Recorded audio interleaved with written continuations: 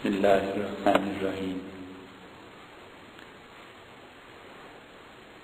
حضرت شاہ ولی اللہ محدث دہلوی رحمۃ اللہ علیہ نے اپنی کتاب حجت اللہ کے مقدمے کے بعد، جسے ہم نے قدر تفصیل سے بیان کیا، آغاز فرمایا ہے، اور ان کا یہ آغاز عام طور پہ عربوں کا اور خاص طور پہ مورخین کا جو سٹائل ہے، جو ان کا طرز اور طریقہ ہے، اس سے ملتا جلتا ہے۔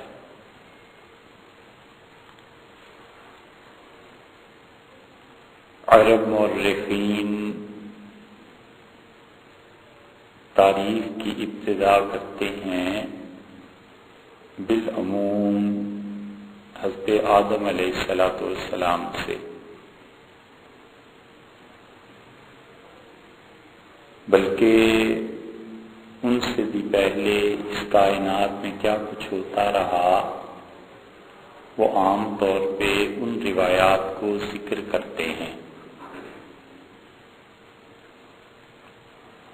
اور اس عموم میں استثناء ہے ابن خلدون کا، اور یہ جو مورخ ہے اس نے صحیح معنی میں تاریخ کے اصول مرتب کیے کہ اصولی طور پر تاریخ کس چیز کا نام ہے اور کیا کیا ایسی چیزیں ہیں جو اس زمرے میں آتی ہیں، اور اسلام کو نیا خون ملا تھا اور عربوں کو نیا معاشرہ ملا تھا۔ عربوں میں ریگستان، اونٹ، کھجوریں، خیمے، لڑائیاں، گھوڑے، تلواریں، نیزے، اس کے علاوہ کم چیزیں دیکھی تھیں۔ ان میں جو بڑے لوگ تھے سفر کرتے تھے اور سفر میں انہیں مختلف احوال پیش آتے تھے، لیکن ہر آدمی تو سفر کر نہیں سکتا تھا، تو تجارتی قافلے جو ان کے چلتے تھے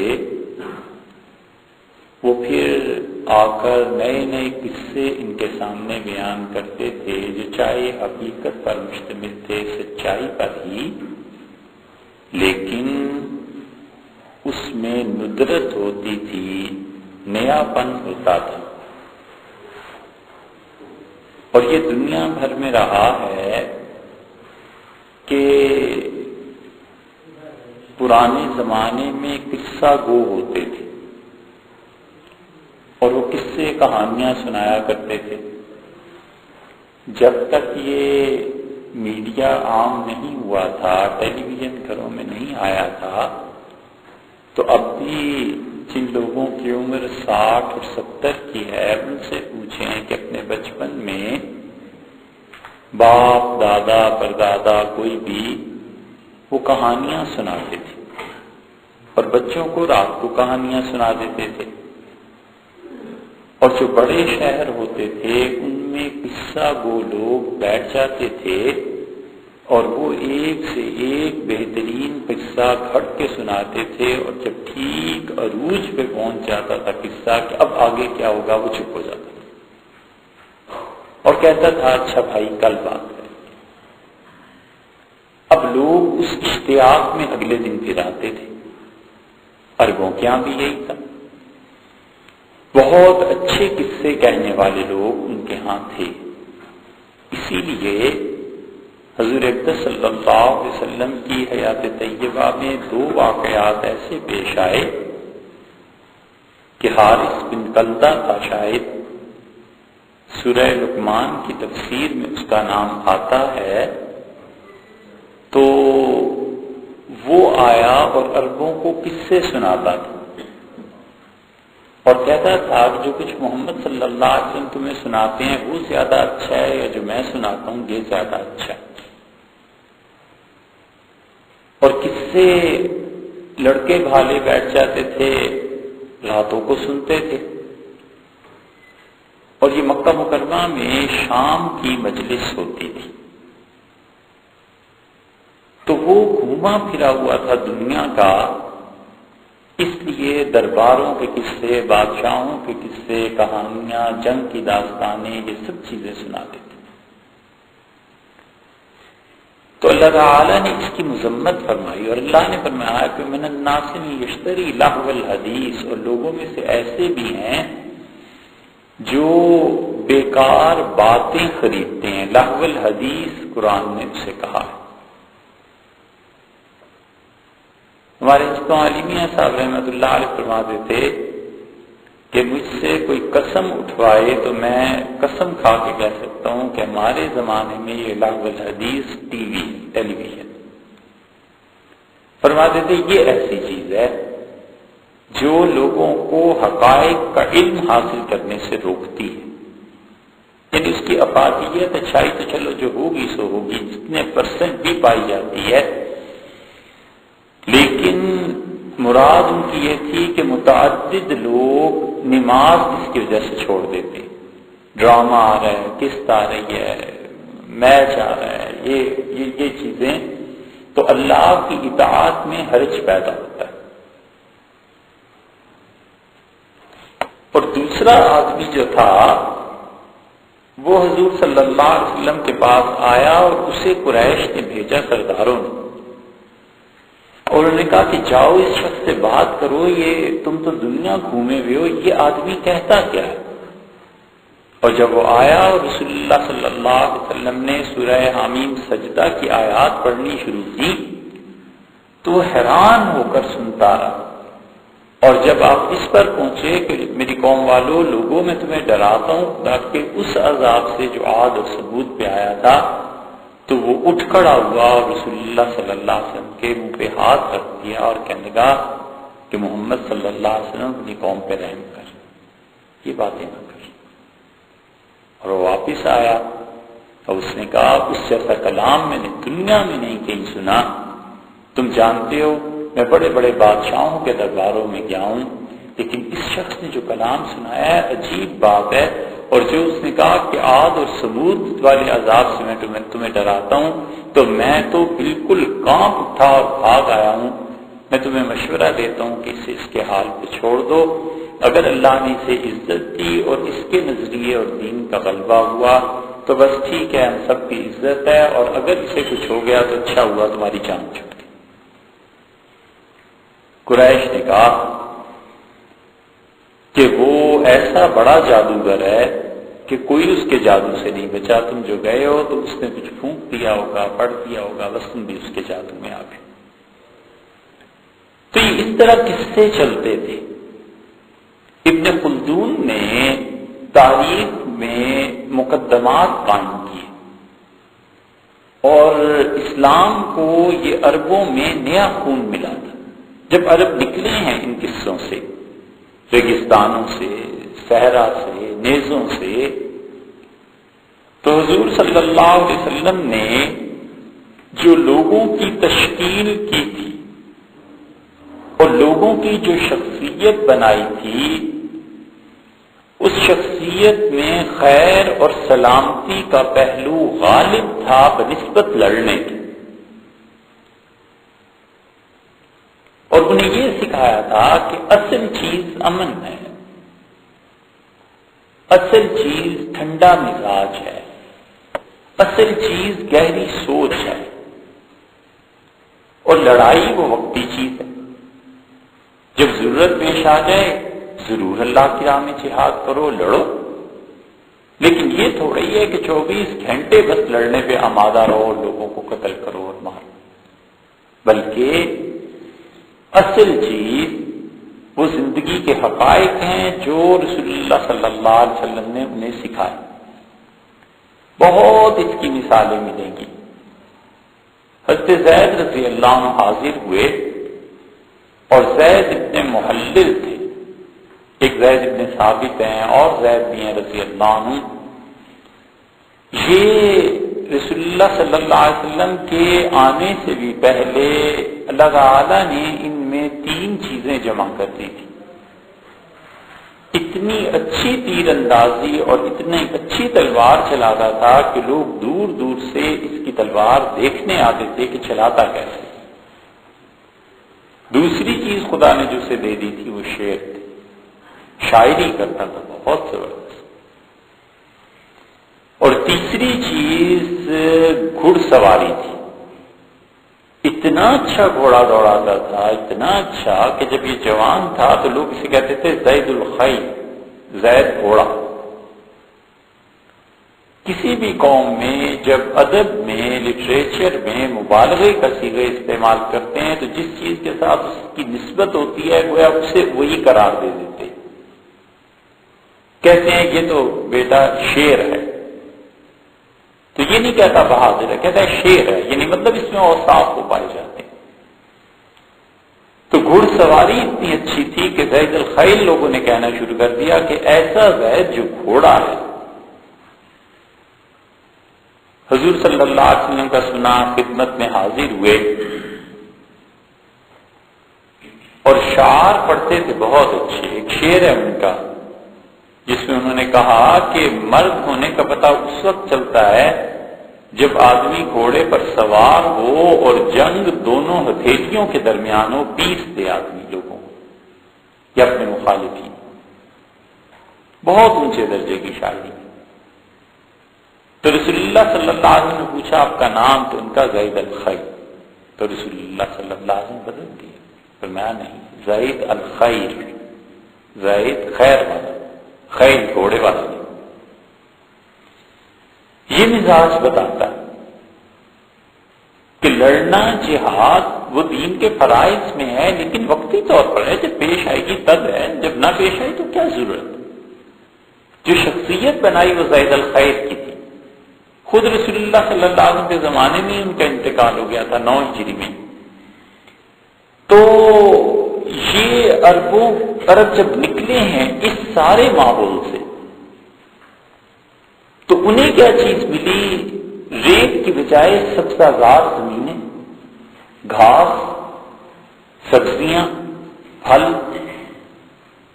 اور کہاں وہ موٹی موٹی روٹیاں کھاتے تھے عرب، اور کہاں اتنی پتلی چپاتیاں ملی کہ یہ جب لوگ ایران پہنچے ہیں صحابہ رضی اللہ عنہ کے دور کا انہی کا واقعہ ہے، یعنی ابھی صدی بھی نہیں پلٹی.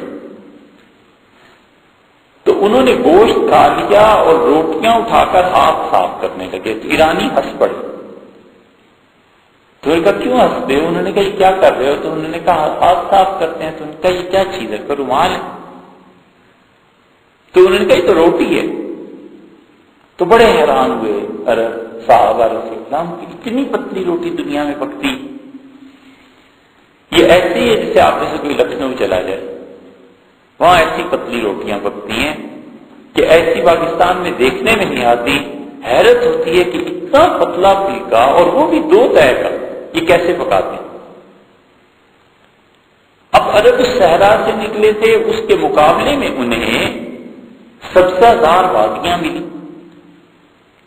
کہاں وہ پانی پینے کو ترستے تھے اور مر جاتے تھے لوگ، صحراؤں میں دم توڑ دیتے تھے. کہاں انہیں فرات اور نیل اور یہ دریا اس طرف کو مصر وغیرہ کی طرف اور دوسری طرف جو آئی ایران کی طرف، عراق کی طرف، تو سارے پانی کے چشمے ملے. اور کہاں وہ تہذیب جس میں مشقت تھی، اور کہاں یہ تہذیب جس میں نزاکت تھی. تو یہ جو نیا خون اسلام کو ملا اور نئی ایک قوم ملی تو اس نے اسلام میں مزید نکھار اور جان پیدا کر دی. کیونکہ جب بھی قومیں کسی دوسری قوم کا کلچر اپناتی ہیں تو وہ زیادہ خوشی سے، اگر ان پہ جبر نہ ہو اور ان کو تنگ نہ کیا جائے، تو پھر جب وہ کلچر اپناتی ہیں تو اصل سے بڑھ کر اپنانے کی کوشش کرتی ہیں یا اصل کا قریب قریب پہنچ جاتی ہیں. یہی چیز مسلمانوں کے ساتھ ہوئی کہ جب انہوں نے افریقہ فتح کیا ہے اور بربر کے علاقے اور الجزائر اور پھر آگے چلتے چلتے یہ فرانس پہنچ گئے، ٹیونس اور مراکش، تو یہ ایسی قومیں اسلام میں داخل ہو گئیں جن قوموں کے ہاں اس سے پہلے زندگی اور اطمینان اور سہولت اور سکون ان چیزوں کے تصورات کم تھے۔ اسلام نے انہیں تہذیب سکھائی، اور اسلام کی تہذیب کا اتنا اثر اب تک باقی ہے کہ مسلمان اسپین سے نکل گئے، فرانس سے نکل گئے، سارے علاقے چھوڑ دیے، مگر اب بھی آپ اس کو اسپین اور فرانس چلا جائے تو ہماری اس بات میں ذرہ برابر مبالغہ نہیں پائے گا، لگتا ہے ابھی عرب یہاں سے اٹھ کے گئے۔ اسپین میں ایسی عمارتیں، ان کا کلچر آپ دیکھیں تو اس میں باقاعدہ محراب بنے ہوئے نظر آئیں گے، اس طرح کی چیزیں نظر آئیں گی جو اس زمانے میں عربوں کا کلچر تھا۔ اسپین تو فرانس سے بھی بڑھ گیا ہے کہ وہاں اب تک عام بازاروں میں کھجوریں بکتی ہوئی نظر آئیں گی، پانی کے مشکیزیں نظر آ جائیں گے۔ اسی طرح لمبا لباس اور کرتا جو عرب پہنتے ہیں یہ عیسائی آپ کو پہنتے ہوئے نظر آ جائیں گے، تو وہ سب چیزیں دیکھنے سے ایسے پتہ چلتا ہے جسے عرب ابھی اٹھ کے گئے۔ تو یہ چیزیں اس نے اسلام کو تقویت دی، اور لوگ چوک در چوک جب داخل ہوئے، قومیں داخل ہوئیں، تو وہ اقوام اپنی صلاحیتوں سمیت داخل ہوئے، اور نتیجہ اس کا یہ نکلا کہ ہر آنے والا دن اسلام کے لیے نئی ترقی کا تھا، کیونکہ وہ خون آ رہا تھا مسلسل، اور عربوں کو نئی سے نئی چیزیں دیکھنے کو مل رہی تھی۔ اس لیے بعض ایسی چیزیں جو مدینہ منورہ لائی گئیں، اور صحابہ کرام رضی اللہ عنہ کا دور تھا وہ غنیمت کے مال میں، تو دیکھ کے حیران ہوتے تھے کہ ایسی ایسی چیزیں بھی ہوتی۔ اس لیے کہ مورخین جب شروع ابن خلدون انہی میں سے تھے، اور ابن خلدون نے سفر جب کیا مصر کا تو انہیں ایک جگہ پہنچ کر جیل ہو گئی، اور جیل میں انہوں نے اپنے افکار کو قلم بند کیا، اور جو بہترین کتابیں اسلام نے دنیا کو عطا کی ہیں ان میں اس کا مقدمہ ہے۔ اس مقدمے کو مسلمانوں نے کسی زمانے میں پڑھا اور پڑھایا، پھر جب ان پر سوال آ گیا تو یہ مقدمہ مارکیٹ سے غائب ہو گیا، لوگوں نے اسے پڑھنا پڑھانا چھوڑ دیا، یہاں تک کہ 18ویں صدی میں فرانسیسیوں نے اس مقدمے کو گویا دوبارہ زندگی دی، اور انہوں نے اس کتاب پر تحقیق کی، اسے سامنے لائے، پھر عرب اس کی طرف متوجہ ہوئے، اور پھر مسلمانوں نے اسے لیا۔ اور مقدمہ ان بنیادی کتابوں میں سے ہے کہ اگر کسی نے اسلام کو سمجھنا ہو تو اسے پڑھنا چاہیے کہ اسلام کہتا کیا ہے، تاریخ ہے کیا چیز، اور کن اصولوں پر یہ عمارت تعمیر ہوتی ہے۔ عرب جو تاریخ شروع کرتے ہیں وہ قدیم ترین روایات جو انہیں ملتی ہیں اس پہ چلے جائیں گے۔ مثلاً وہ یہ کہیں گے کہ آدم علیہ السلام سے پہلے اس دنیا میں قوم تھا، پھر اس سے بھی پیچھے چلے جائیں گے کہ ایک اور قوم آباد تھی، اس کا نام ہند تھا، پھر اور پیچھے چلے جائیں گے ایک اور قوم آباد تھی، وہ جنات سے بھی زیادہ لطیف اقوام اس کائنات میں آباد تھی، پھر جنات آ گئے، پھر جنات کے بعد انسان آ گئے۔ اب انسان کب آئے اور کب انسانوں کی باتیں شروع ہوئیں، اس میں یہ کبھی تحقیق ہوگی جس تحقیق کو کہتے ہیں آزادی کے ساتھ، کہ آدمی صرف نقطۂ نظر پیش کرے کہ ایک نقطۂ نظر یہ بھی ہے، اور وہ کفر کے فتووں سے باز رہے، یہ نہ کرے، اور نہ ہی اپنی تحقیق پر اتنا اصرار ہو کہ جو کچھ ہے سو یہی ہے۔ تو تحقیق جب اس پہ ہوگی آئندہ کے زمانے میں کہ اس دنیا میں کہاں سے آغاز ہوا، تو آپ کو ایسے مسلمان صوفیہ بھی ملیں گے جو حضرت آدم علیہ السلام سے پہلے بھی اس دنیا میں انسانی زندگی کے قائل تھے۔ ابن عربی ہیں، ان کی کتابیں اگر کوئی آدمی غور سے پڑھے تو وہ اپنی زندگی کے حقائق کو بیان کرتے ہیں۔ ایک جگہ وہ لکھتے ہیں کہ انسانوں کی نیتوں کا اثر جانوروں پر ہوتا ہے، اور وہ کہتے ہیں کہ میں ایک مرتبہ جنگل میں گیا، شکار شکار کے لیے، اور ہرن تھے، گورخر تھے، مجھے بہت اچھے لگے، اور میں نے نیت کر لی کہ میں ان کو کچھ نہیں کہوں گا، کوئی شکار ان کا نہیں کروں گا۔ تو جنگل میں ان کے قریب ہو گیا، وہ بالکل نہیں بھاگے، نہیں گھبرائے، حتیٰ کہ میں ان کے ریوڑ میں چلا گیا اور انہیں میں چھونے لگا اپنے ہاتھ سے، کچھ نہیں ہوا۔ اور میرے کچھ دوست تھے جو پیچھے آ رہے تھے، ان کی نیت شکار کی تھی، جو وہ آئے وہ بھاگ کھڑے ہوئے۔ تو اس سے میں نے نتیجہ یہ نکالا کہ انسان کی نیت کا اثر چیزوں پر پڑتا ہے۔ بہت چیزیں انہوں نے لکھی، ایک بات یہ لکھی ہے کہ جب میں اپنی بیٹی عائشہ کے ساتھ حرم میں گیا تو میری بیٹی بیمار ہو گئی، تو میں گھر سے نکلا تھا کہ اپنی بیٹی کے لیے دعا کروں، حرم میں جاؤں، اللہ تعالیٰ اسے شفا دے۔ تو میں چل رہا تھا اور پھر میں مریخ پہ پہنچ گیا، اور پھر میں زحل ستارے پہ پہنچا، اور پھر فلاں ستارے پہ، اور فلاں پہ، اور یہ ہو رہا تھا اور وہ ہو رہا تھا۔ ساری تفصیلات لکھنے کے بعد وہ کہتے ہیں پھر جب میں آیا ہوں واپس ان سیاروں کی سیر کر کے، تو میں نے دیکھا مکہ مکرمہ ہی کی ایک گلی میں تھا، گھر ہی کی طرف آ رہا تھا یا جا رہا تھا، کچھ ایسے الفاظ لکھے ہیں انہوں نے، اور کہتے ہیں کہ ایک آدمی سے میں نے پوچھا کدھر جا رہے ہو، تو کہا فجر کی نماز کے لیے۔ تو اس تھوڑے سے وقفے میں نے دنیا میں اس کائنات میں دیکھا کہ دوسرے سیاروں میں کیا ہو رہا ہے۔ پھر وہ لکھتے ہیں کہ میں طواف کر رہا تھا اور ایک روح مجھے ملی، اور اس روح نے مجھ سے پوچھا کہ تم کون ہو؟ تو میں نے اسے بتایا میں حضرت آدم علیہ السلام کا بیٹا ہوں۔ تو اس سے کہا کون سا آدم؟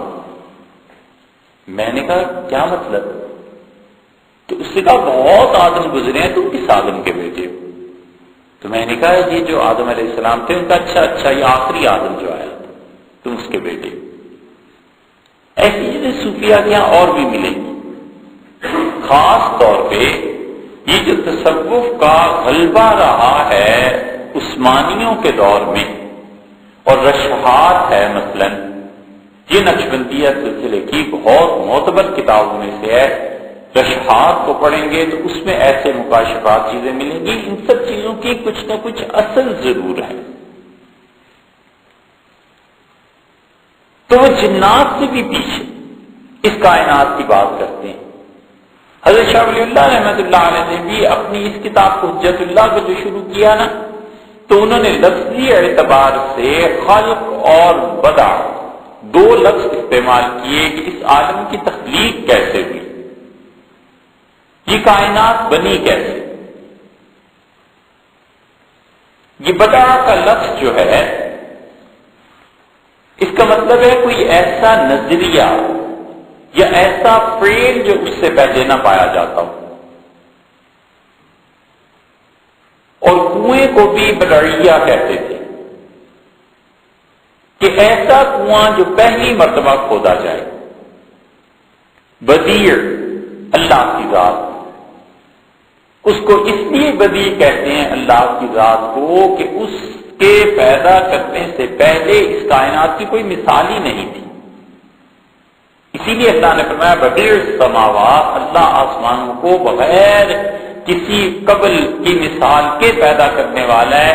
اور اسی سے بدعت کا لفظ ہے کہ وہ آدمی کوئی نظریہ یا عمل ایسا دیتا ہے جس کی اصل اس کے پیچھے نہیں پائی جاتی۔ تو بدیع یہ صرف اللہ کی ذات کے لیے استعمال ہوتا ہے، اور حقیقی معنی میں وہی ہے جس نے بغیر مثال کے اس کائنات کو پیدا کیا۔ اور ہمارا یہ عقیدہ ہے کہ زمان اور مکان، ٹائم اینڈ اسپیس کچھ نہیں تھا، اللہ کی ذات تھی بس۔ اور یہ ایسی چیز ہے جو انسانی دماغ کے احاطے میں آنی دشوار ہے، ہم سوچ ہی نہیں سکتے کہ کوئی چیز بغیر زمانے کے پائی جائے۔ ہم اسے ٹائم کے فریم میں لاتے ہیں کہ یہ چیز 1980 میں تھی، والد جو تھے 1925 میں پیدا ہوئے، دادا جو تھے وہ 1860 میں پیدا، تو ہر چیز کو ٹائم کے ساتھ ہم دیکھتے ہیں اور اس کے ساتھ ساتھ جگہ کے ساتھ دیکھتے ہیں، مکان کے ساتھ دیکھتے ہیں. تو زمان و مکان سے ماورا ہو کر سوچنا کہ ہر آدمی کے دماغ کی بس کی بات ہی نہیں ہے. کجا یہ کہ آدمی اس عالم کے باقی حقائق کو جان سکے، اتنی سی بات اس کے ذہن میں نہیں آ سکتی، یعنی عقل پوری طرح احاطہ نہیں کر سکتی. اور اللہ کی ذات ایسی ہے جو تھی اور اللہ کے علاوہ کچھ نہیں تھا.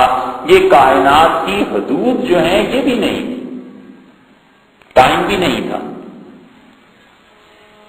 مکان جگہ بھی نہیں تھی. اسی لیے حضور اکرم صلی اللہ علیہ وسلم سے سوال کیا گیا کہ اس آسمان اور زمینوں کو پیدا کرنے سے پہلے اللہ تعالیٰ کہاں تھا؟ تو رسول اللہ صلی اللہ علیہ وسلم نے فرمایا، قرآن کریم میں آیا کہ اس کا عرش پانی پر تھا. اب پانی کیا تھا؟ عرش کیسا تھا؟ رسول اللہ صلی اللہ علیہ وسلم نے ایک جگہ فرمایا کہ بادلوں کے سائے میں. اب بادل کیسے تھے؟ اس کا سایہ کیسا تھا؟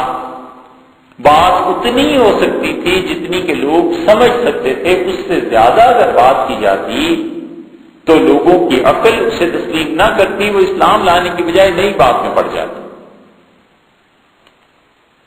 اس لیے بڑی دقیق بات یہ ہے کہ انسان ہمیشہ سے خوگر رہا ہے کہ وہ اپنی جیسی چیزوں کو دیکھے اور پوجے.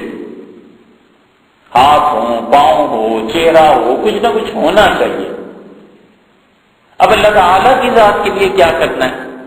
اگر انبیاء علیہ السلام پہلے دن آ کر یہ تعلیم دینا شروع کرتے کہ اللہ کی ذات کے لیے نہ ہاتھ، نہ پاؤں، نہ چہرہ، تم ان چیزوں کو بالکل ہٹا دو، ختم کرو اور ایبسلوٹلی ایک ذات کا تصور کرو، مجرد ذات بحث جسے کہتے ہیں، خالص یا اپنی اصطلاح میں. اور یہ سارے سلاسل آخری مراقبہ جو مشائخ اپنے مریدوں کو تلقین کرتے ہیں ذات بحث کا اور دائرہ لا تعین کا، اگر وہ یہ بتانا شروع کر دیتے تو جو لوگ اسلام قبول کر چکے تھے یہ بھی نہ رہتے. اس لیے انہوں نے نہیں بلکہ اللہ تعالیٰ نے زیادہ صحیح ہے ہم کہیں کہ اللہ تعالیٰ نے ایسی آیات نازل کی جو لوگوں کو قریب لائیں. اللہ تعالیٰ نے بتایا کہ ید اللہ فوق ایدیہم، اللہ کا ہاتھ لوگوں کے ہاتھوں کے اوپر، صحابہ رضی اللہ عنہ کے. اب اس سے کچھ ہاتھ کا تصور ذہن میں آیا. اچھا، اللہ تعالیٰ کا پاؤں، اللہ کی پنڈلی، اللہ کا چہرہ، ایسی چیزیں جب آئیں تو لوگوں نے اسلام کو سنا، قرآن کو سنا اور اس بات پر آ گئے اور ایمان کو قبول کر لیا. وگرنہ اصل میں ذات بحث کا تصور کہ اللہ کی ذات میں ظاہر ہے کہ نہ انسانوں جیسے ہاتھ ہیں نہ پاؤں ہیں، یہ سب کی سب چیزیں ایسی ہیں جیسے اس نے بیان کرتی. اگر پہلے دن سے یہ بات کی جاتی تو لوگ قریب نہ. یہ حکمت تھی. شاہ صاحب رحمۃ اللہ علیہ جت اللہ میں آگے چل کے ایک جگہ کی حکمت پر بحث کرتے ہیں اور یہی فرماتے ہیں جو کچھ کہ آپ سے عرض کیا. تو بدیل اللہ کی ذات، ٹائم کو اس سے پیدا کیا. اسی لیے تین حقائق ایسے ہیں کہ انسان اب تک ان میں سفر نہیں کر سکا اور انسانی عقل وہاں پہنچ کے اب تک عاجز ہے. اور دو کے بارے میں شاید کچھ کھوج لگا لے، آئندہ ممکن ہے ایسے ہو، لیکن تیسرے کے بارے میں تو بالکل آخری دن تک کوئی کھوج نہیں لگا سکتا. پہلی چیز روح ہے. روح کو اللہ نے کہہ دیا کہ امر ربی اللہ کا امر ہے، اللہ نے یہ نہیں کہا کہ خلق ہے. اسی لیے قرآن نے ایک فکرے میں جو بات بیان کی ہے، کمال کی بات اللہ نے فرمائی ہے. یہ دلیل ہے کہ قرآن واقعی اللہ کی طرف سے ہے. اللہ نے فرمایا الا لہ الخلق والامر، لوگوں خلق اور امر یہ دونوں جہان اللہ کے. پوری کائنات کو خدا نے سمیٹ کے رکھ دیا ہے ان الفاظ میں، یعنی جتنی چیزیں تخلیق ہوئی ہیں. شاہ صاحب رحمۃ اللہ علیہ کا آغاز اس سے کرتے ہیں خلق سے اور بدعت سے، تخلیق سے اور تبدیل سے، کسی چیز کو بغیر مثال کے پیدا کرنے سے، اللہ نے کہا یہ عالم خلق جتنا تم دیکھتے ہو، اب عالم خلق کیا ہے؟ یہ مادہ ہے، اس سے چیزیں بنتی چلی گئی، ایک چیز دوسری میں تبدیل ہو گئی، دوسری تیسری میں تبدیل ہو گئی۔ یہاں پہنچ کے اسلام یہ کہتا ہے کہ مادہ جو ہے اللہ نے پیدا کیا اور اللہ اسے فنا بھی کر سکتا ہے۔ یہ چیز عربوں کے دماغ میں نہیں آتی تھی، مشرکین کے۔ وہ کہتے تھے مر کے مٹی میں مل جائیں گے اور مٹی کے ذرات ہو جائیں گے، پھر یہ ذرات دریاؤں میں چلی جائیں گے، ٹکڑے ٹکڑے انسان پہ جسم ہو جائے گا، خدا پیدا کیسے کرے گا؟ اور اللہ تعالیٰ نے عقلاً اس کا جواب دیا ہے۔ اللہ نے فرمایا کہ اولم یروا ان اللہ الذی خلق السماوات والارض، انہوں نے غور نہیں کیا کہ جس اللہ نے آسمانوں کو اور زمین کو پیدا کیا ہے، کیا وہ اس بات پر قدرت نہیں رکھتا کہ تمہیں دوبارہ سے پیدا کر دے؟ حتیٰ کہ حضرت زکریا علیہ السلام نے اللہ تعالیٰ سے کہا کہ اللہ مجھے بیٹا دے دیں، تو اولاد دے دے، تو اللہ تعالیٰ نے فرمایا بیٹا ہوگا۔ دعا تو انہوں نے مانگ لی، قبولیت بھی۔ اب انہیں حیرت ہوئی اور کہنے لگے کہ اللہ قد بلغت من الکبر عتیہ، میں بڑھاپے کی آخری حد کو چھو رہا ہوں، میرے سر کے بال سفید ہو گئے، بیوی میری بوڑھی ہو گئی، اب کیسے ہوگا؟ اللہ نے فرمایا کہ قد خلقتک من قبل ولم تک شیئا، اس سے پہلے تمہیں بھی تو پیدا کیا ہے، تم تو کچھ بھی نہیں تھے دنیا میں۔ ہے نا عقلی جواب کہ یا کیسے ہوں گے؟ اللہ نے فرمایا ایسے ہی ہوں گے جیسے تم ہوئے تھے، تمہیں بھی تو ہم نے پیدا کیا تھا۔ تو یہ جتنی کائنات ہے یہ سب عالم خلق ہے۔ عالم امر ایسا ہے جس میں انسان کا دخل نہیں ہے، اس کی کم سے کم دو چیزیں ایسی ہیں کہ فلسفے کی جتنی تاریخ قدیم ہے دنیا میں، اس وقت سے لوگ اس کے پیچھے پڑے ہوئے ہیں اور اب تک کامیابی نہیں ملی۔ ایک تو روح ہے کہ آپ دیکھیں اس میڈیکل نے اتنی ترقی کر لی، اتنی ترقی کر لی، اب دماغ بدل دیتے ہیں، خون بدلنا تو معمولی بچوں کی بات ہو گئی، کہاں سے کہاں پہنچ گیا میڈیکل، مگر روح کے بارے میں بات کرو تو کچھ نہیں جانتے۔ کیا کریں؟ روح کیا ہے، اس کی حقیقت کیا ہے، کہاں سے آتی ہے، کدھر چلی جاتی ہے؟ زندہ جسم کا لاکھواں کروڑواں حصہ بھی روح سے الگ نہیں ہوتا۔ یہ روح چیز کیا ہے آخر؟ آپ کے دل میں اٹک جاتی ہے، یہ سارے جسم سے یکبارگی نکل جاتی ہے، ہوتا کیا ہے؟ ابھی تک پوری تحقیق کا ایک جز بھی نہیں ہوا۔ اور دوسری چیز عالم امر میں وہ زمانہ ہے، اسی لیے قرآن نے کہا نا قل الروح من امر ربی، روح اللہ کا امر ہے۔ اور زمانے کے بارے میں حضور صلی اللہ علیہ وسلم نے فرما دیا، آپ نے فرمایا اس سے برا نہ کہو، اللہ نے کہا میں زمانہ ہوں، یعنی عالم امر اللہ کا ہے۔ تو عالم امر میں ٹائم کیا ہے؟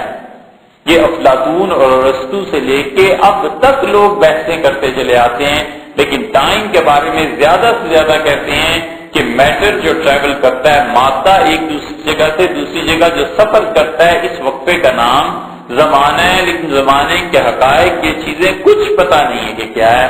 اور تیسری بات اللہ کی ذات ہے کہ اللہ کی ذات کے بارے میں انسانی عقل اس کا ادراک نہیں کر سکتی، اس لیے وہ جب کہتا ہے کہ میں بدیع ہوں، کہ زمانے کو میں نے پیدا کیا ہے اور اسپیس کو، جگہ کو میں نے پیدا کیا ہے، میں ان ساری چیزوں کو پیدا کرنے والا ہوں، تو انسان سوچ میں پڑ جاتا ہے کہ نہ ٹائم تھا نہ اسپیس تھی، پھر تھا کیا؟ بھئی تھا کیا؟ جو کچھ بھی تھا، ہم اس تصور سے ہی باہر نہیں نکل سکتے کہ اوپر آسمان ہے اور نیچے زمین ہے، اس وقت تھا کیا؟ ہم آسمان اور زمین کو بھی ختم کر کے ذرا سوچیں، سوچ بھی نہیں سکتے۔ اس لیے فرمایا بدی اللہ کی ذات بغیر کسی مثال کے اس کائنات کو پیدا کرنے والی ہے۔ بدعت کو اسی لیے بدعت کہتے ہیں کہ وہ اس کی بھی مثال نہیں ہوتی۔ یہ شاہ صاحب رحمۃ اللہ کتاب سے ہٹ کے ذرا سی بات کر رہے ہیں تاکہ شرعاً یہ بھی بات سمجھ میں آ جائے کہ بدعت کو بدعت کہتے کیوں ہیں؟ اس لیے کہ اس کی بھی مثال دین میں نہیں پائی جاتی۔ اتنا حساس ہے شریعت کا مزاج کہ وہ دین میں کسی بدعت کو برداشت نہیں کرتی۔ اب تو ہر طرف بدعات ہیں، سب سے بڑا سورس بدعات کا سب سے بڑا منبع بدعات کا جہاں سے وہ شروع ہوئی وہ شیعہ تھی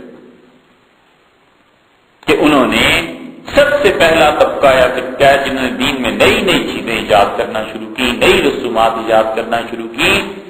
اب بھی کسی سے پوچھو کہ جو تم پیٹتے ہو محرم میں، کیا کربلا کا واقعہ جنہوں نے اپنی آنکھوں سے دیکھا، حضرت زین العابدین رحمۃ اللہ علیہ نے مدینہ منورہ تشریف لے گئے تھے، اہل بیت کرام رضی اللہ عنہ رہے، جعفر صادق کا دور آیا، حضرت باقر رحمۃ اللہ علیہ کا دور آیا، حضرت زید رحمۃ اللہ علیہ کا دور آیا، کیا اس زمانے میں مدینہ منورہ میں ایسے ہی لوگ پیٹا کرتے تھے؟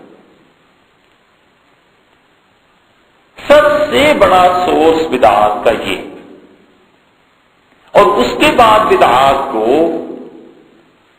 جس آدمی نے منظم کر دیا اور بدعات کے لیے علمی دلائل فراہم کیے، وہ کمزور تھے یا مضبوط تھے یہ الگ بحث ہے، لیکن جس نے دلائل کی بنیاد پر بدعات کو ایک رنگ دینا شروع کیا کہ اس بدعت کی اصل یہ ہے، اس بدعت کی اصل یہ ہے، احمد رضا خان صاحب آ گئے، اور انہوں نے کتنی ہی کتابیں لکھی ہیں اور بدعات کو انہوں نے رنگ دیا ہے، اور ان سے بڑھ کر جو ظلم ہے نا، خان صاحب نے تو پھر کئی چیزوں کی تردید کی ہے کہ یہ دین نہیں ہے، یہ دین نہیں ہے، مثلا قوالی کے بارے میں ان کا یہ کوئی دین نہیں ہے، اور اس طرح بہت سی چیزوں کے بارے میں، قبروں کے بارے میں بعض جگہ انہوں نے جو چیزیں لکھی ہیں، اس سے زیادہ ظلم وہ جہالت کہ بر صغیر میں بدعات کی لائن لگی، اور تیسرے نمبر پر بدعات اب جو ہمارے ہاں پائی جاتی ہیں، پہلے نہیں، اب جو پائی جاتی ہیں یہ دیوبندی حلقے، جن کے اکابر کا درجہ امتیاز یہ رہا ہے کہ اللہ کی توحید کو قطعاً شرک سے بالکل آمیزش کیا، شرک سے دور دور تک دور رکھ کے، اور وہ اللہ کی خالص توحید بیان کرتے رہے۔ اب ان کے ہاں ایسی چیزیں آ گئی ہیں، اور جو بدعات سے اتنا متنفر تھے کہ گنگوئی نور اللہ مرکزہ ان کی کتابیں دیکھیں تو بدعات تو دور کی بات ہے، وہ سرے سے صوفیہ کی ان چیزوں کو بھی اکھاڑتے ہوئے نظر آتے ہیں جن کو لوگوں نے تقدس کا رنگ دے رکھا تھا۔ اب انہی کے حلقوں میں، اسی دیوبند کے حلقے میں بدعات ہیں، اور خوب زور و شور سے بدعات جاری ہیں، اور کوئی نہیں کہتا کہ اپنے آپ کو تم جو دیوبندی کہتے ہو تو کس کھاتے میں تمہارے بزرگ کیا کرتے رہے اور تم کیا کر رہے؟ جمعے کی نماز کے بعد اتنی طویل دعائیں مانگیں گے، اتنی طویل دعائیں، یہ بدعت نہیں ہے۔ کہاں سے ثابت ہے کہ جمعے کی نماز کے بعد حضور اقدس صلی اللہ علیہ وسلم بھی یا صحابہ کرام رضی اللہ عنہ یا ائمہ مجتہدین، کیونکہ ہم مقلد ہیں امام ابو حنیفہ رحمۃ اللہ علیہ، کون سی چیزیں ثابت ہیں؟ لیکن کوئی نہیں کہتا، کوئی نہیں پوچھتا، جتنی مرضی بدعات کرتے رہو۔ یا یہ تیسرا حلقہ ہے، اور یہ زیادہ قابل الزام اس لیے ہے کہ ان کے اکابر اور ان کے بزرگ شرک اور بدعت اس کو رد کرنے والے تھے۔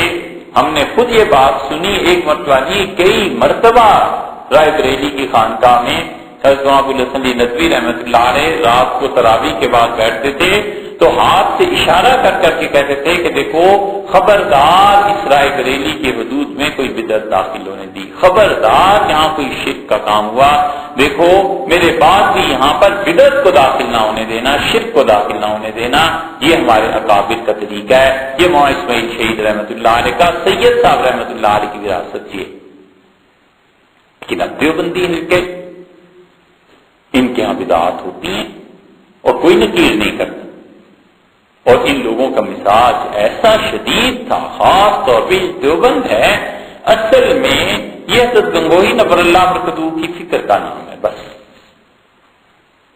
اور حضرت کے یہاں بدعات پر اتنا رد تھا، اتنی شدت تھی کہ شیخ الہند نور اللہ مرکزہ جیسا آدمی، حضرت کے یہاں، حضرت تو خود پیروں کے خاندان میں سے تھے نا، تو گنگو میں عرس ہوا کرتا تھا، تو جب تک ان کی صحت اچھی رہی، بینائی قائم رہی، آخر میں نابینا ہو گئے تھے، حضرت عرس کے دنوں میں گنگو چھوڑ کے چلے جایا کرتے تھے، گاؤں میں رہتے ہی نہیں تھے، کہیں اور چلے جاتے تھے، اور جب صحت نے جواب دے دیا پھر رہنے لگے تو دروازہ بند رکھتے تھے کہ کوئی مرید نہ آ جائے۔ حضرت شیخ الہند رحمۃ اللہ جیسا آدمی جو دارالعلوم دیوبند میں حدیث پڑھاتا تھا، شیخ الحدیث، وہ چلے گئے عرس کے دنوں میں، تو اس گنگوئی رحمت اللہ علیہ ناراض ہوئے. قصہ مختصر انہوں نے حضرت سے عرض کیا کہ حضرت کیا خطا ہوئی؟ تو حضرت نے فرمایا تمہیں پتا نہیں ہے گنگو میں عرس ہو رہا ہے، تم ان دنوں میں مجھ سے ملنے آ گئے. کہ سبحان اللہ حضرت میں تو آپ کی خدمت میں آؤں، مجھے اس عرس سے کیا تعلق ہے؟ حضرت نے فرمایا جو لوگ دیکھیں گے نا تمہیں چلتا ہوا، جنہوں نے دیکھا ہوگا وہ یہ نہیں کہیں گے کہ تم میرے پاس آئے تھے، وہ کہیں گے دیوبند کے شیخ الحدیث عرس میں شرکت کے لیے جا رہا تھا. اتنا بچاتے تھے، اس لیے کہ شریعت کا اصل مزاج یہ، اصل مزاج آپ دیکھیں اتنا زبردست نزاکت ہے اس میں کہ امام مالک رحمت اللہ علیہ کی ایک بات ہے، اس سے بات واضح ہوتی ہے. شاطبی رحمت اللہ علیہ نے الاعتصام کی سنہ میں لکھا ہے، ابن وضاح کا بیان ہے. شاطبی کہتے ہیں کہ امام مالک رحمت اللہ علیہ نے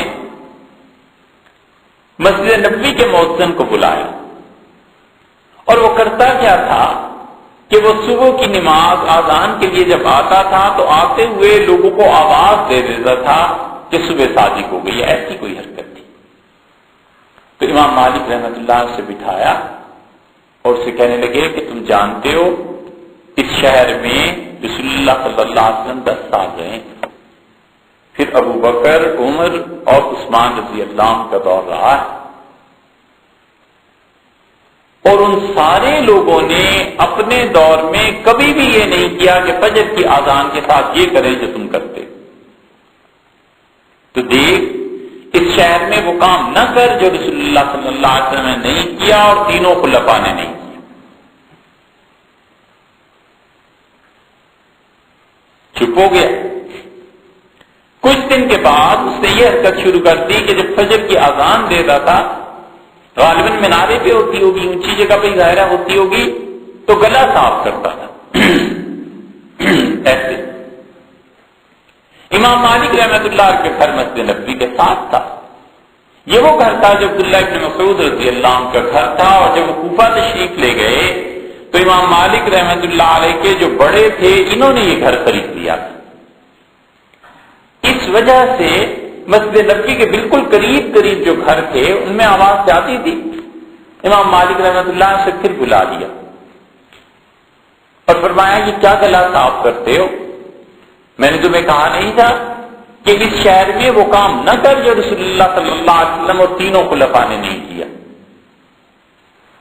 امام مالک رحمت اللہ کو دیکھو، وہ سمجھ گئے کہ یہ ایک نئی چیز اب شروع کر رہا ہے. گلا صاف کرنا تو ایک دن ہوا، 2 دن ہوا، 4 دن ہوا، یہ روز روز جو حرکتیں ہیں نا، امام مالک رحمت اللہ علیہ نے اس رد کو پکڑ لیا کہ اچھا اب یہ حرکت شروع کر دی. پھر اس نے کیا کیا؟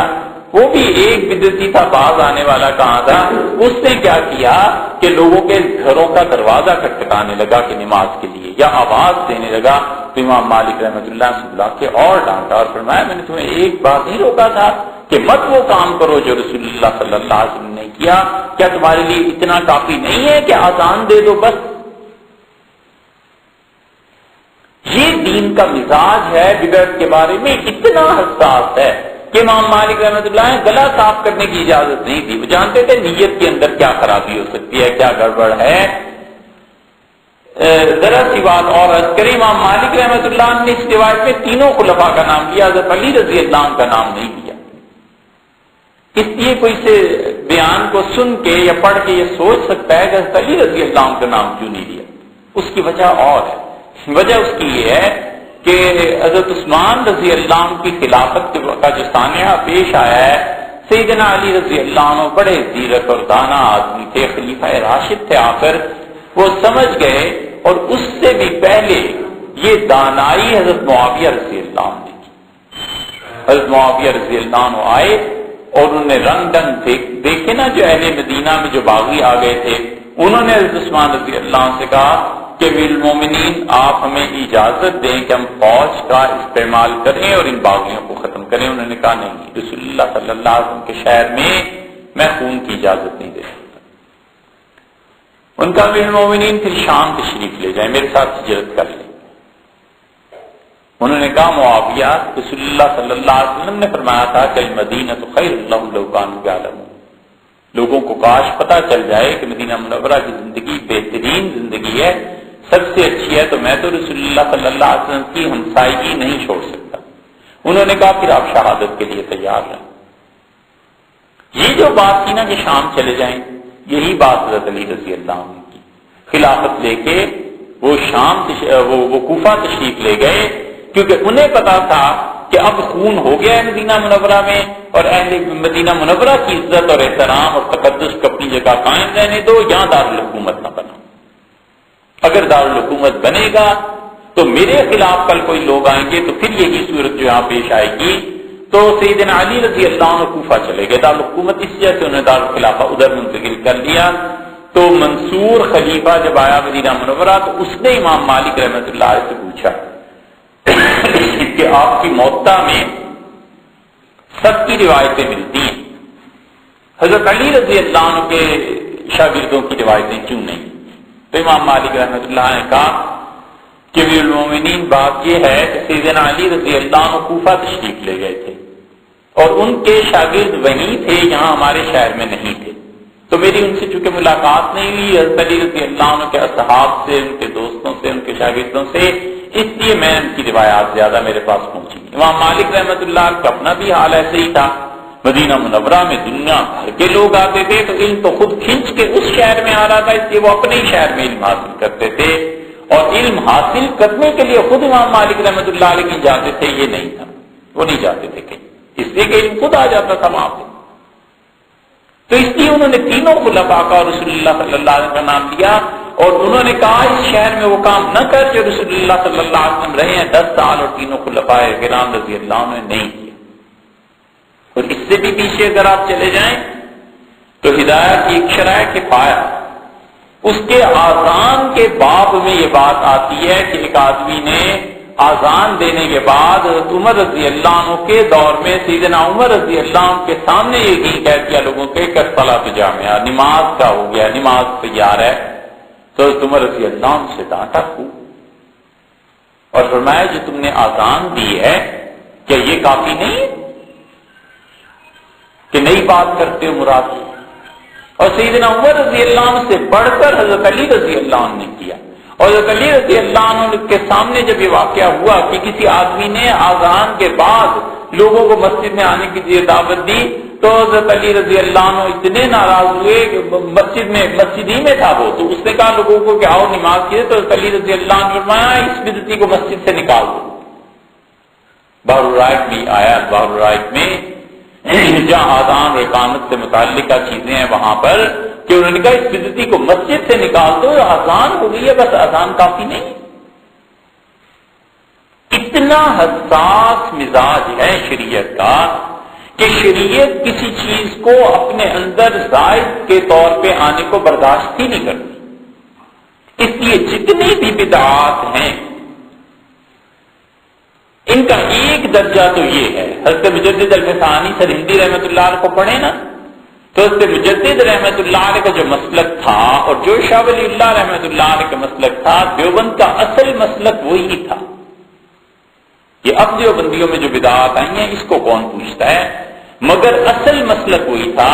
حضرت نے ایک خط میں کمال کی باتیں لکھی ہیں، اور بدعت پر وہ کہتے ہیں کہ دیکھو میں اس چیز کو بھی حضرت مجدد رحمۃ اللہ بدعات میں شمار کرتے ہیں، اور فرماتے ہیں کہ جب بدعت آتی ہے تو سنت اٹھ جاتی ہے، اور پھر فرماتے ہیں کہ ہمارے زمانے میں مشائخ جو پگڑی باندھتے ہیں تو جو پلو اس کا پیچھے لٹکنا چاہیے وہ دائیں یا بائیں کندھے پر ڈال دیتے ہیں۔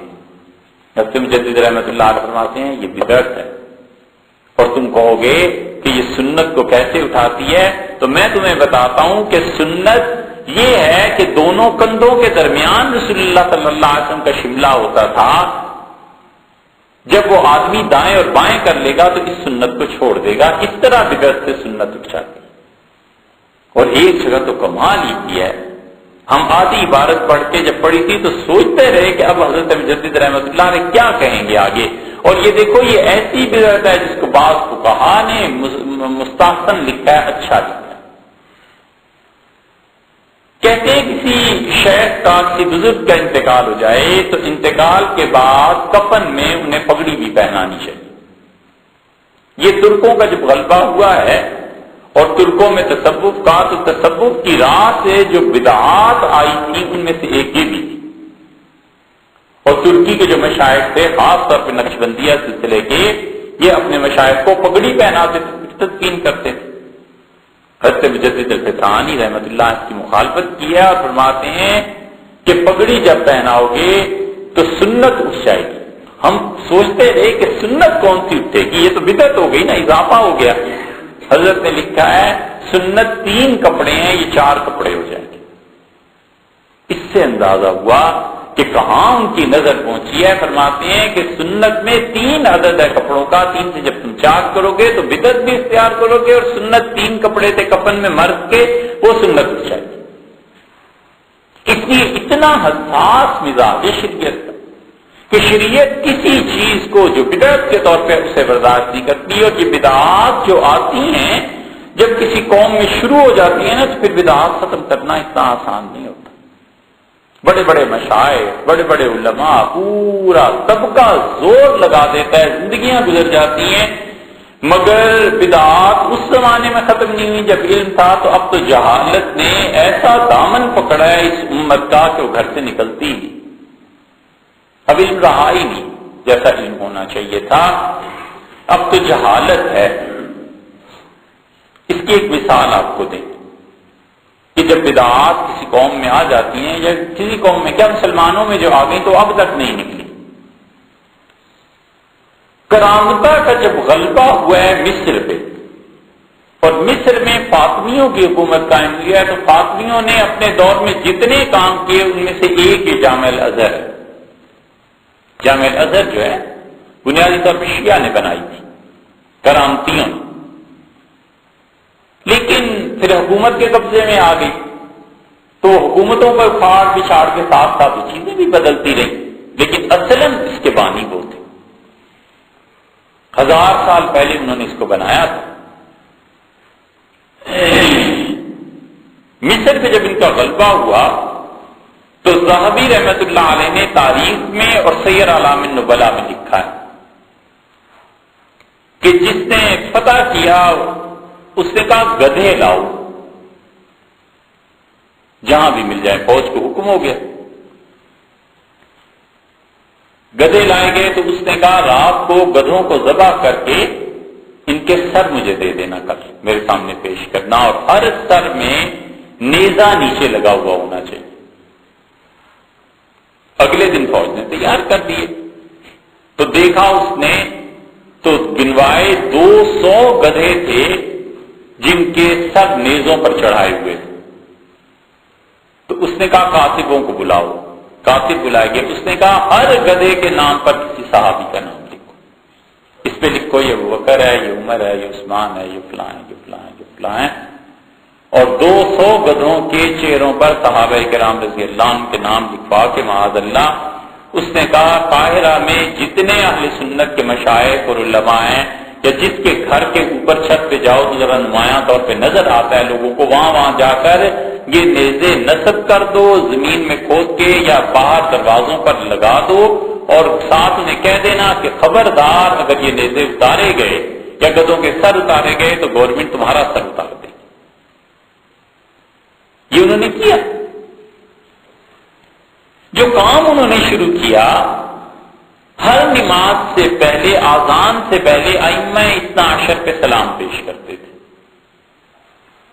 مثلا وہ برملا کہتے تھے آذان ہونی ہے تو آذان سے پہلے کہتے تھے کہ الصلاۃ والسلام علیک یا علی، الصلاۃ والسلام علیک یا ابا الحسن، الصلاۃ والسلام علیک یا حسین، اور امام باقر اور فلاں اور فلاں اور فلاں رحمہ اللہ رضی اللہ عنہم، ان سب کے نام لے کے صلاۃ والسلام پڑھنا شروع کرتے تھے.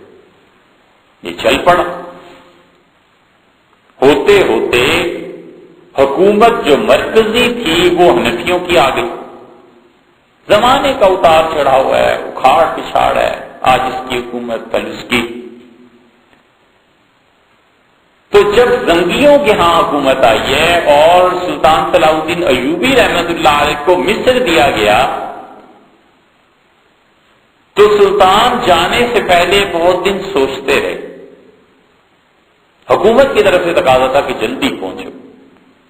تو صلاح الدین ایوبی نے ان کی سوانح لکھی ہے قاضی شداد نے. بڑا عرصہ ہم تلاش کرتے رہے کہ کہیں ملے، اب چھپ گئی ہے. قاضی شداد نے پہلے بھی چھپی تھی، پھر درمیان میں غائب ہو گئی تھی. شداد ان کے سیکرٹری تھے، اور اس نے جو حالات قلم بند کی ہیں نا، دن رات کے ساتھ رہتا تھا. بہت قیمتی چیز ہے. صلاح الدین ایوبی کے حالات میں سب سے زیادہ مستند چیز وہی ہے، اور اس نے ان کی نجی زندگی کے، ذاتی زندگی تک کے واقعات لکھے ہیں کہ آج یہ ہوا، آج یہ ہوا، آج یہ ہوا.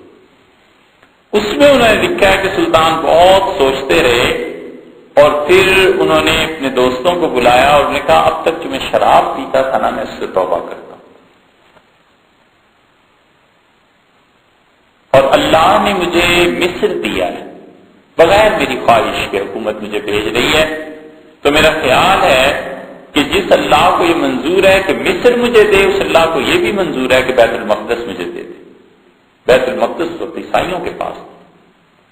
اس نے کہا اس لیے میں شراب سے توبہ کرتا ہوں اور باقی قبائل سے بھی، اور میرا خیال ہے کہ اللہ کا ارادہ یہ ہے کہ بیت المقدس بھی دے گا، کیونکہ اس نے مجھے مصر دے دیا تو فلسطین بھی دے دے گا. مصر پہنچے. باقی تو جو حالات تھے، تو صلاح الدین ایوبی اب حاکم وقت ہے، پیچھے اس کے خلافت ہے، ساری چیزیں، اس کے باوجود اس بدعت کو ختم نہیں کر سکے کہ آذان سے پہلے صلاۃ السلام. حتیٰ کہ شیعہ سنی سب کو بلایا. خود صلاح الدین ایوبی جو تھے کٹڑ اشعری مسلک کے تھے اپنے عقیدے کے اعتبار سے، اور شافعی مسلک کے تھے فقہ کے اعتبار سے. اور آخر پہ بیٹھ کے جو معاہدہ دونوں نے کیا، سنی اور شیعہ نے، انہوں نے کہا، سلطان نے کہا اچھا اس طرح کرو، تم آذان سے پہلے حضور صلی اللہ علیہ وسلم پہ صلاۃ السلام بھیج دیا کرو، ائمہ کی یہ بدعت جو ہے اسے ختم کرو. تو شیعہ مانتے. اب بھی ایسے ہی ہوتا. تو بدعات جب چل پڑتی ہیں تو پھر لوگ اس بات کو حکومتیں بھی ختم نہیں کر سکتی، اہل علم بھی ختم نہیں کر سکتے، جب تک کہ اصلاح حال کا غلبہ نہ ہو جائے، جب تک کہ خود مشائخ میں اس کے خلاف تنفر پیدا نہ ہو. جب ان میں ہوتا ہے نا تو پھر مریدوں میں وہ جذبہ آتا ہے کہ ہاں بھائی یہ بدعت ہے، اس کو رد کرنا چاہیے، اس کو یہ کرنا چاہیے، اس کو یہ کرنا چاہیے. کئی تو آخری بات کی، لیکن چلو ایک چھوٹی سی بات اور یاد آ گئی کہ دیکھو بدعات جو ہوتی ہیں، بدترین بدعت عقیدے کی ہے.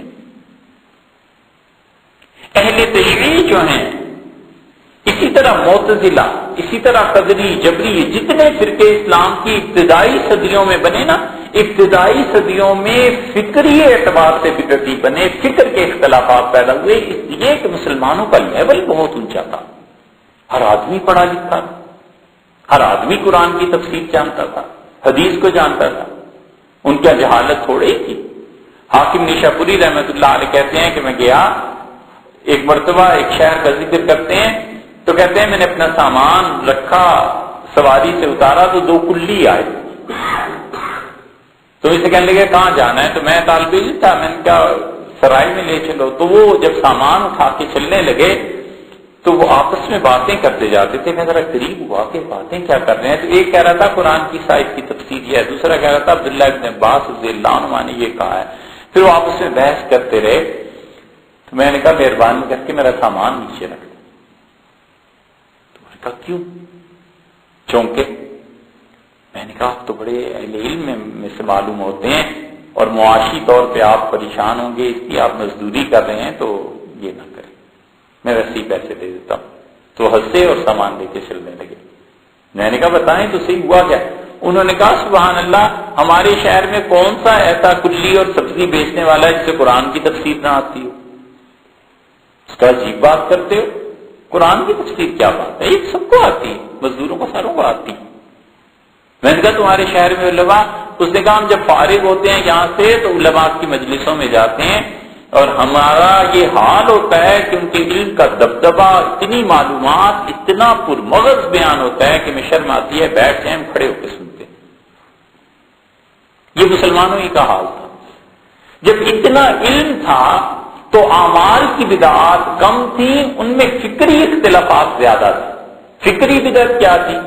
مثلاً شیعہ اور معتزلہ دونوں میں یہ بدعت تھی کہ وہ اب بھی کہتے ہیں، اب بھی اہل تشیع کا عقیدہ یہ ہے کہ وہ کہتے ہیں اللہ تعالیٰ کی زیارت کبھی بھی نہیں ہوگی، نہ جنت میں، نہ محشر میں، نہ مرنے کے بعد۔